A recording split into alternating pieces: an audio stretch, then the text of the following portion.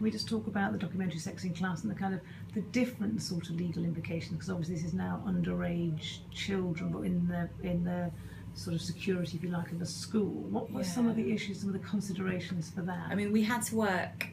They were 15, 16. Just to start with, for the documentary Sex in Class. Oh yeah. Okay. So for the documentary Sex in Class, we had very different considerations. The main one being that we were filming with under 18s and about a potentially sensitive topic. So we worked very closely with schools. It took a long time to get access to the school, but when we did get access to the school, they obviously wanted some elements of reassurance right from the get-go. So I think we worked very closely with Channel 4 legal team and commissioning editor, and because we were filming under 18s in school, we needed to also have child licensing, which is where if you're going to put children are going to be on camera for a certain amount of time, then you need to go through their local authority and get a separate consent, which is child licence for filming. That comes with its own special requirements like chaperones, so there has to be somebody. So although we had teachers, we also had chaperones. And then of course key to all of it is that parents, so if you're under 18s and definitely under 16 and usually under 18s as well, you need the parents' consent as well. And for something this controversial, there's no way that Channel 4 would have ever let us proceed if we didn't have all the parents on board. So at all stages, we had very carefully worded and detailed letters that went out to the school, to the parents, to the kids. They were all, and to the local authority to get the child licences in place. Everybody had to be aware of what the programme was going to be, about how explicit it was going to be, about the topics that our presenter was going to cover, because they were very, very unusual in sex education in the UK. And we didn't want there to be any nasty surprises where that later down the line, and far too late down the line, a parent or a child or the school could turn around and say, we had no idea that you were going to do this. We withdraw our consent, and you got our consent in a way that was misleading. So we were transparent all the way through without giving it away completely. We had to be very transparent. Every letter that we wrote was approved by Channel 4 and Channel 4 lawyers. We had to draft an extremely detailed protocol for every step of the casting,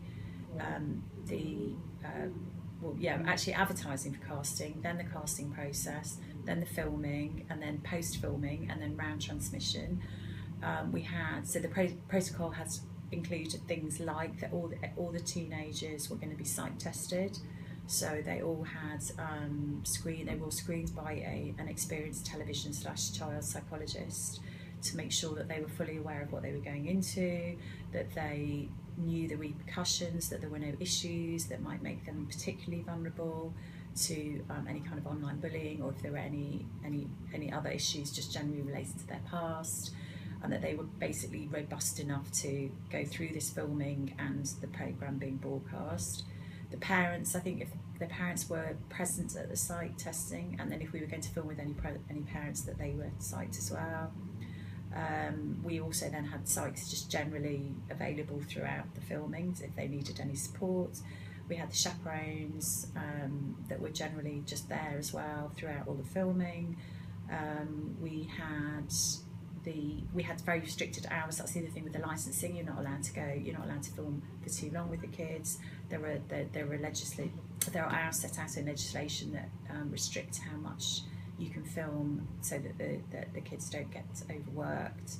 So we had to abide by all those. You have to keep a register of all that. It's very sort of technically quite demanding, but we had a lot of people sort of there on location to make sure all of this happened.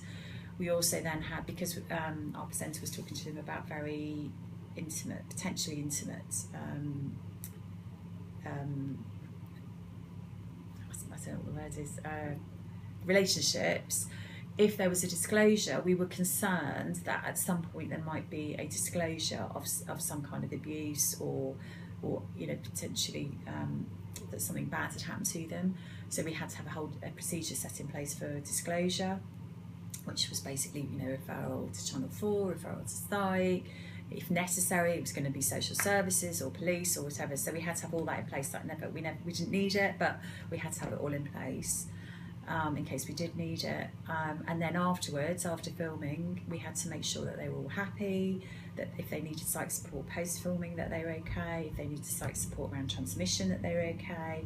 We gave them a lot of advice on how to manage their social media, about how to make sure that they weren't subject of online bullying as far as possible. So, and we're still in touch with them. It went out, and we're just making sure that they're all okay, because it got a lot of press. It got a huge amount, all positive, pretty much all positive. But it was very much basically the bottom line under Ofcom is that the welfare of the child is the most important thing, and has to be the overriding principle of all of our filming with under 18s. And so that is the guiding principle that went through absolutely everything that we did, protocol that was written, and all of our filming and production and casting and everything.